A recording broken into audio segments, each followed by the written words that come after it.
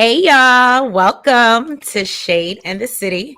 It's your girl Treese here. And of course, we are here to do none other than go beyond the gates, y'all. This is season 1, episode 109 and 110. So this would have been Monday and Tuesday's episode. I know y'all probably was like, think she's still on vacation, huh? I didn't forget about you. But I got something a little special for y'all. We're gonna be doing something a little different this time around. So y'all let me know in the comments if you're feeling the change or if you just wanted to go back to me being front and center. I'm okay with that too. Whatever y'all want to do. But y'all let me know your thoughts. I always appreciate your opinion. We a community family here. So, but yeah, y'all, if you haven't already, do me a favor, hit that like button. And for all the new viewers, if you liking the vibe, please do me a favor and go ahead and subscribe. And y'all, 70 away from 2K, okay? So help me out. Give me and my son a birthday present, okay? His birthday's on the 16th. So wink, okay? I'm just saying. Give us both a birthday present and help us get there, okay? But yeah, y'all. So let's get into these recaps and let's get shady.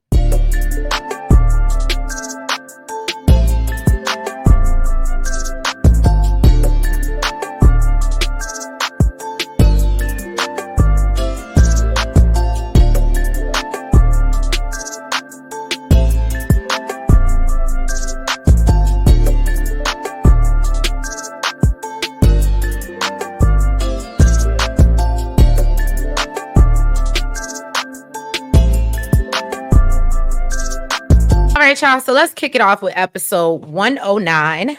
And as you can see, I'm over in the corner here. But we see Jacob and Derek. They've met up at the country club. They just finished working out, and Derek's still trying to do this triathlon thing.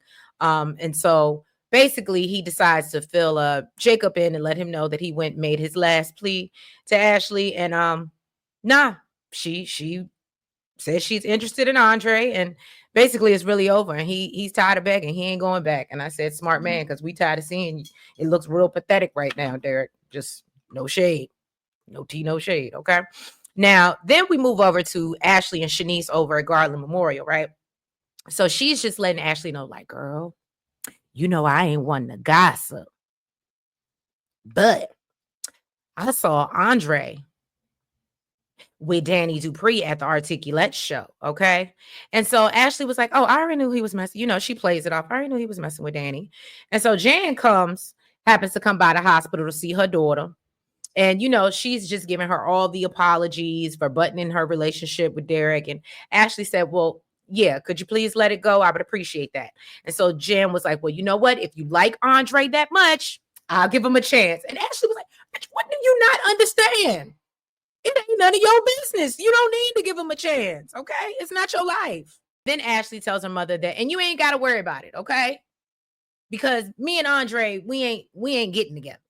And so Jan is confused because she's like, but you was daydreaming the other day about traveling, being a traveling nurse and, traveling with Andre. And so she's like, you know what? I realized, and I said, this is probably the smartest thing and probably the only thing I've ever agreed with that Ashley has said. She needs to take time and work on herself. I think we said that in Monday's live. If you didn't listen to it, you're more than welcome to go back and spin the block. Okay. Now, Danny wakes up to find Andre on the couch. Okay. And she knows something's up because she's like, why are we not in the bed rolling around like we usually do? This is different.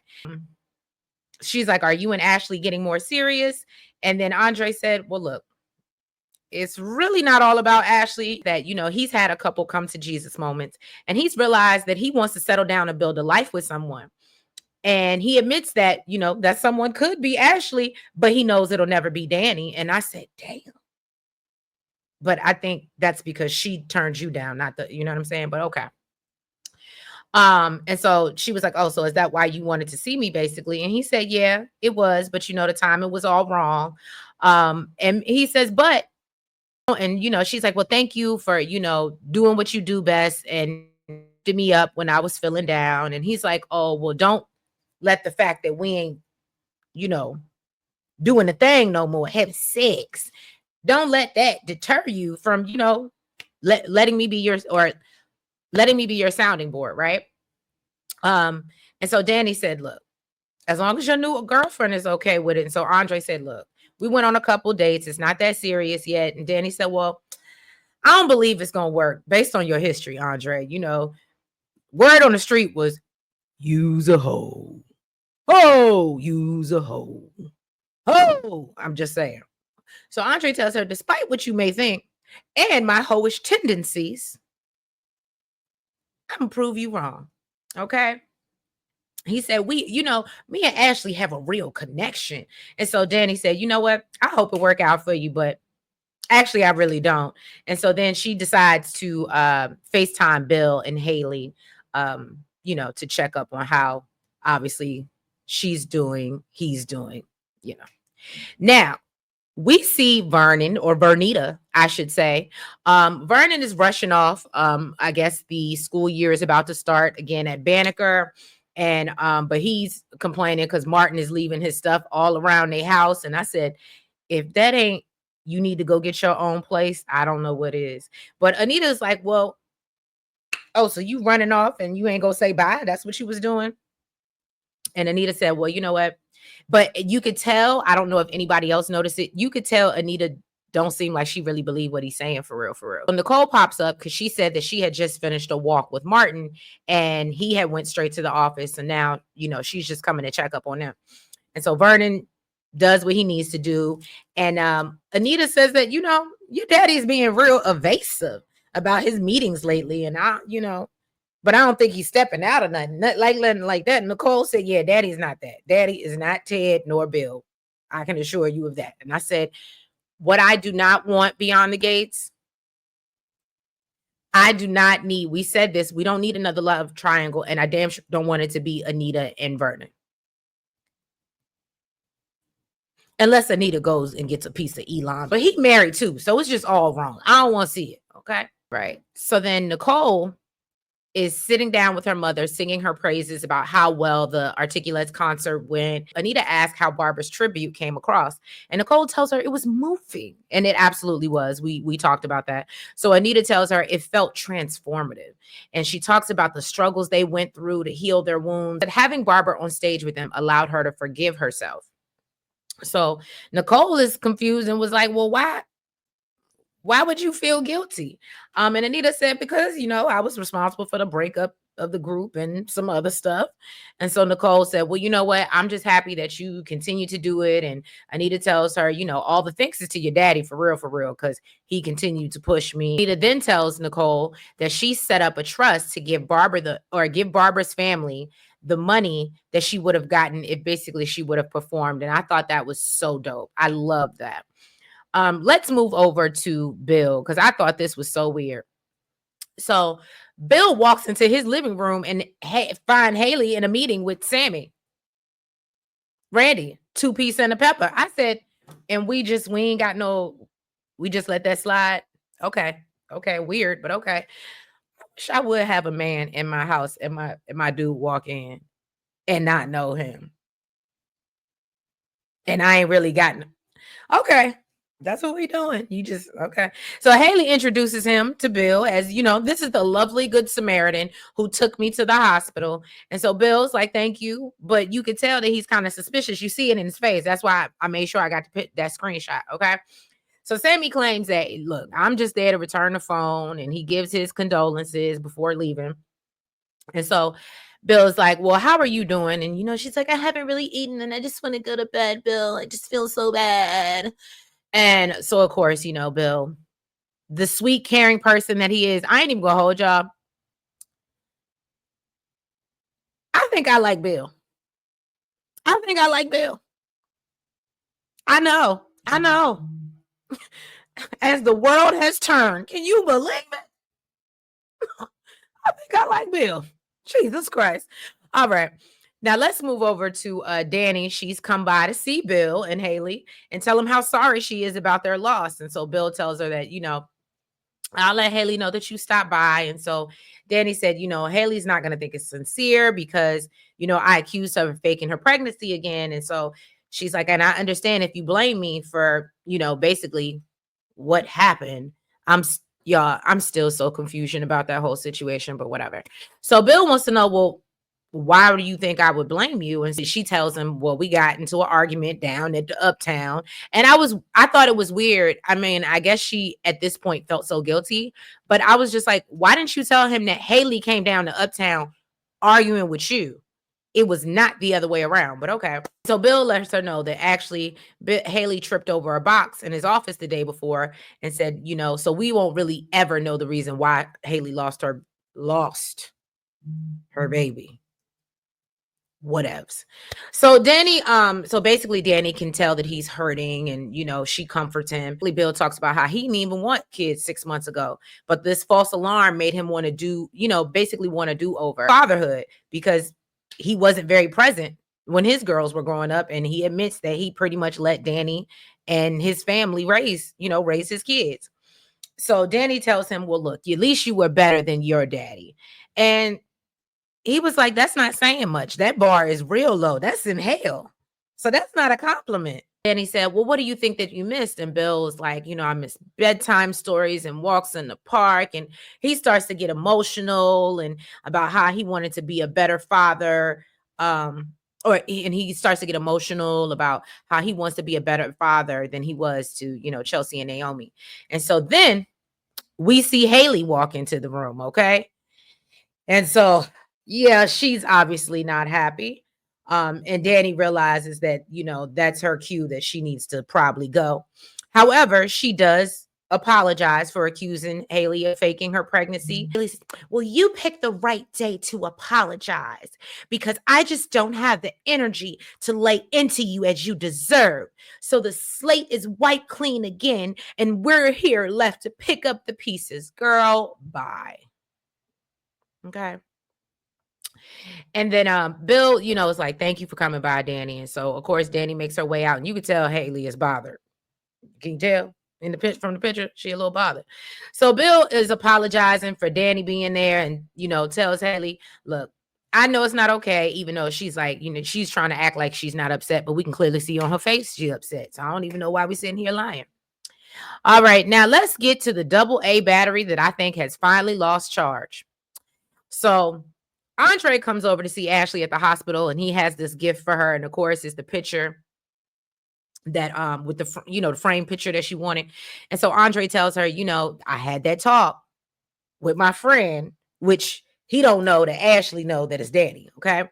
And so obviously Ashley feels like, no, I just saw you tonguing her down yesterday. So, okay.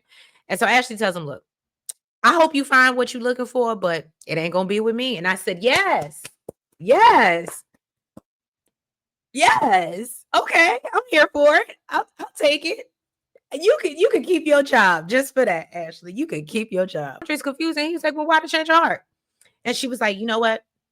I gotta be able to trust the person that I'm with. And honestly, trust is not what you're given. Okay.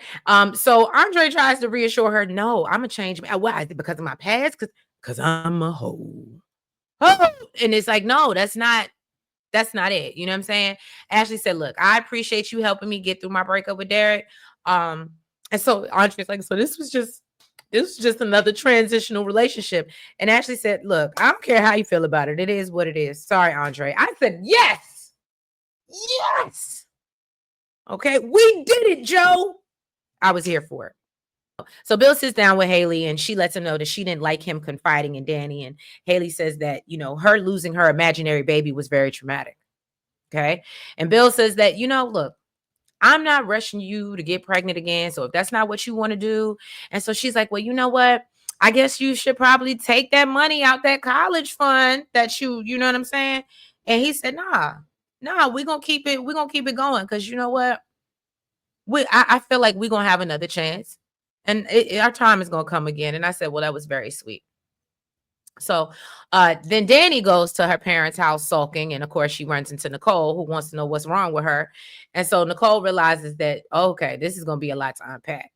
So she tells Danny to, tell me everything, spill the tea. And so Danny tells her about, how she cut things off with Andre because, honestly, she still has feelings for Bill. And I said, we knew that. And unfortunately, At this point, I can't say I blame you. Okay. Even after all he's done, somewhere in there, there's a lovable Bill. All right. So Vernita happens to meet with Devin Brighton, Little Richie. If you know, you know. Okay. So they reminisce about Anita working with his father, Neil. And Devin is there with a proposition for Anita. He wants to offer her a recording contract where she would have complete creative control because apparently he has a jazz, or a part of his label does jazz. And so he wants her to, do her own thing. Anita said, although I am very flattered, I do not have the bandwidth to do an album at the moment. Okay. So Devin was like, well, ho. Don't say no so quickly. Okay. I can make sure that you are able to record in DC. And Anita said, it's more than about the location. Okay. My family needs me. And I said, well, Anita counters and said, hey, maybe you should reach out to Tracy and Sharon. And I'll even feature on a couple of the tracks. Okay. So Devin said, oh, well, I'm open to that idea. So Anita said, you know what? I want to re-release this song we got. Let's Get Closer. Okay. And I want to add Barbara's vocals. And I said, Anita, you just queen. Okay. Queen. I love it. All right. They're gonna add her vocals because they have, old demos where they all recorded together. And she said that they have a family archivist that's currently digitizing them. And so they're gonna mix them in. So I just thought that was really cute. And Vernon tells Anita how excited he is for her. But I think the most beautiful part was that, Anita's obviously really proud of herself for being back where she needs to be, getting her sisters back, and and still honoring Barbara and making sure her family is good. So I thought that was really dope.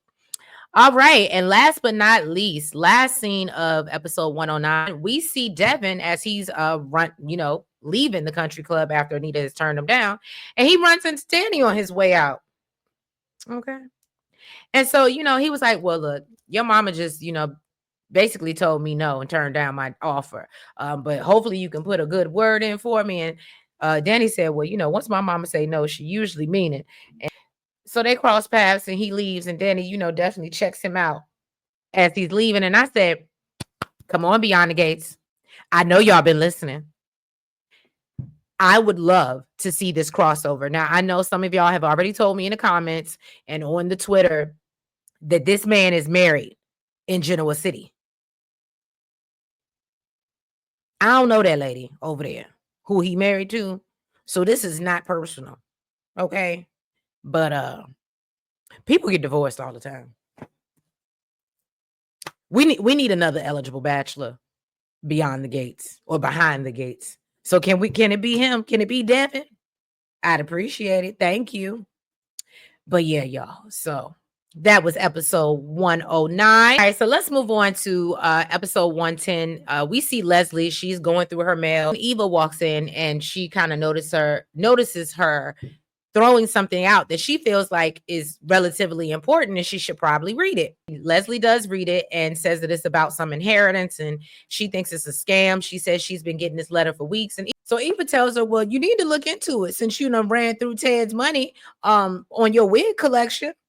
And so Leslie said, you know what? Those wigs are important to me. Okay. They're a part of my work. All right. I'm a creative. I said, no, she didn't. So Eva tells her, look, can we look for a way for you to learn how to be self-sufficient versus, trying to get over on people? And Leslie said, girl, I ain't trying to hear that. Girl, all my life I had to fight. I didn't have that to do. And she said, matter of fact, I ain't even got it to do. I'm gonna run to the liquor store. You driving me to drink. And so that's when we see Eva go through her trash and find the piece of mail that she threw out. And so, of course, Eva leaves. And when Leslie returns home, she realizes that, the piece of mail is missing. So what was so crazy to me, and I did not watch, I did watch a piece of 111 today. I need to go back and finish like the other half of it. But so I don't know. I don't even know if Leslie was in today's episode, but y'all let me know in the comments. What do you think this is about? Is she really gonna fall into some money? It'd be nice because what I don't want to see is Ted keep giving her money or Eva having to keep going to Ted to give her money. So I don't know. Y'all let me know. So then we get to the Smarty household, okay? Kitty is running around looking for his phone, and then Samantha, she's pretending she's just too busy to help when there's a knock at the door, and it's Martin with a bunch of pizzas. Okay, so that's when they realize that they've been duped by Samantha because she wanted to get the family together, and Smitty agrees. Well, you know what? I'll let you stay and have dinner. And then Samantha lets Martin know, look, we all in this mess, okay? Because of you. I didn't forget that. And I didn't do this for you. I did it for all of us. And I said, well, I mean, for her to be 16, she talked like she grown. No pun intended. So Naomi and Jacob are down at Orphe Jean's with Regina to get more information about June. So Regina tells them that June is a lost cause, but Naomi questions, well, aren't you interested in finding your niece and nephew? And Regina said, girl, it's a waste of time. It's a closed adoption. How many times I got to tell you that? So Naomi said, look, she pulls out, her paperwork. I found their birth certificates and the adoption agency. And Regina thinks there's still no chance of us finding them. Again, I have to reiterate, it was a closed adoption, sis. All right. So Naomi says, but I am just so into this now. And I just really want to try to find them because maybe them kids want to find their mama and maybe they want to, see their aunt. And Regina said, look, please let this go. This is very painful for me. And she talks about, losing her sister to addiction and then also losing the kids. And so she said, for my own sanity, I really want to move on. So then she said, but before I go, I found something at my place that June left. And so she said, can you please, make sure that June gets it? The letter that June had wrote her inside. And Regina said that she refused to read it, or she only read a little bit of it. So Naomi reads it and she tells her, well, you know what? Even though I've been butting in, I feel like it's more appropriate if you give it to June. And so her and Jacob plan to run and find June. And Regina said, I can't promise you I'm gonna be here when you get back. And please understand that if I'm not, I'm done. I'm done. Okay. And don't come looking for me. Don't call my phone no more. All right. Jacob asked Naomi before they leave, well, like, what was in the letter? And she's like, basically a Hail Mary. Okay. So now Haley is still sulking on the couch. Okay. And Bill is there trying to comfort her. So he apologizes for, being so busy. And Haley gives him a whole spiel of, well, I know how important you are and how many people need you. And then she decides, you know what, I just really want to get out the house because I forgot what he was trying to do with her, but she was like, I just really want to get out the house. And so Bill was like, okay, well, let's go to dinner at the country club. And Haley's like, no, actually, I want to go to the hospital. And basically she wants to get checked out to make sure that she can even carry a baby. And, she says that she wants answers. And Bill is like, you don't have to do that. I mean, it's literally the next day. Okay. So, but again, I'm just still confusion about this whole storyline. And then we get Eva and Tomas because, of course, we knew Eva was going to find any reason to call Tomas. Okay.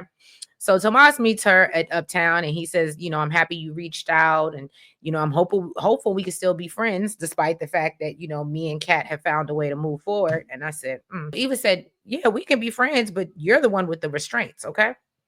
So she asked him for it. She lets him read the letter, asked him for his advice. And then Tomas keeps checking his watch. So she's like, what's going on? So Eva realized, oh, all right, I get it. You got plans with Kat. That's what it is. And so Tomas said, I do. But I still got time for you. So she gives Tomas the letter that Leslie received and he reads over it and basically says that, it could be a scam and it could be real. So to me, he really didn't give her nothing. Then we get Haley and Bill down at Garland Memorial, and Bill tells her that, look, we can still change our mind and go to home. And she's like, no, I really need to do this exam. And, she's concerned she might not be able to give Bill another imaginary baby. And so Bill tells her, look, as long as I have you, we good. All right. So then the doctor comes out and she gives her condolences. And, Haley decides she's going to go through with the exam. Now, Naomi and Jacob lets Naomi know that, look, we need to talk once this whole June stuff is gone. Cause this stuff with my dad, it's a lot. And he was like, did you talk to Anita and Vernon? And so then Naomi was like, well, actually, I did. And shout out to me, because I know there was some of y'all in the comments saying that, Big Daddy, Big Money Vernon would never give his granddaughter $1, just $1. And did. And I said that. Just putting it out there, okay? Um, but yeah, so basically she said, look, my granddaddy gave me $1. And so Jacob realizes, oh, so now y'all got attorney-client privilege. I see what you did with that. So he's upset, that Naomi basically hadn't said anything to him. And they agree, look, this is not the time nor place for us to have this discussion. But there obviously is some things that we need to unpack, okay? So now over at the Smarty household, things are not going as planned. They're trying to have dinner when Samantha is asking Martin about some bill that he's working on. Then Tyrell tries to get up from the table without excusing himself. And then Smitty basically checks him like, that's not how we roll in this house. And then Tyrell got something smart to say. And then this starts this back and forth between Martin and Smitty. And Samantha seems like the oldest person at the table. No tea, no shade. Anyway, and then basically Tyrell interrupts and tells him, look, the situation sucks, but it's family night, it's pizza night. On pizza night, we play spades, okay? And I said, shout out to them babies knowing spades. And Smitty, good job. That's some good parenting right there, okay? So this ends up obviously lightening the mood a little bit. And so they do agree that, they're going to end up in a game of spades. And it was actually really cute. So now Eva returns back to Leslie's apartment and tells her that, obviously I went to talk to Tomas. And he looked at the letter and said it could be real. It also could be a scam. But you should be able to tell if it's a scam since, you're a scammer yourself. And so Leslie's like, I ain't trying to hear that. And she's like, why are you all up in my business? Why are you trying to do all this? And so Eva's like, just do it. Just make the call. Okay. Because I'm tired of your ass asking me to pay for dinner. Now, Naomi brings June back to meet with Regina, and June makes it clear that, look, I thought I told you I didn't want to see her again. And I said, June is just rude. So rude. And so Naomi tells June about the letter that she wrote to Regina. And, of course, June is trying to play like, I don't remember that. So she starts reading it and she realizes the letter is about her kids, Ron and Cecile. So Naomi reminds her or tells her that, no, you loved your kids and you were actually the one that called CPS because you couldn't give them the life that they deserved. And so Regina was like, well, why didn't you call me? And June was like, I couldn't. And so Regina realizes it's because they weren't as close as they used to be at that point. And so June says, I wish I could change all of this. And she gets emotional. And Regina says, look, I thought somebody else made the call, but I realized you did what was best. And I said, oh, okay. Well, I guess Naomi knew. So Naomi said, look, June, if it's okay with you, I'd be happy to help you find your kids, if you give me permission, which of course she does. And then Regina was like, you know what? Well, why don't you just come home with me? And so finally, June decides to stop living under the underpass and, go home with her. Plus, the orange man is kicking the people out in DC. So maybe she watched the news and knew her time was up. Okay. And yes, I was wrong.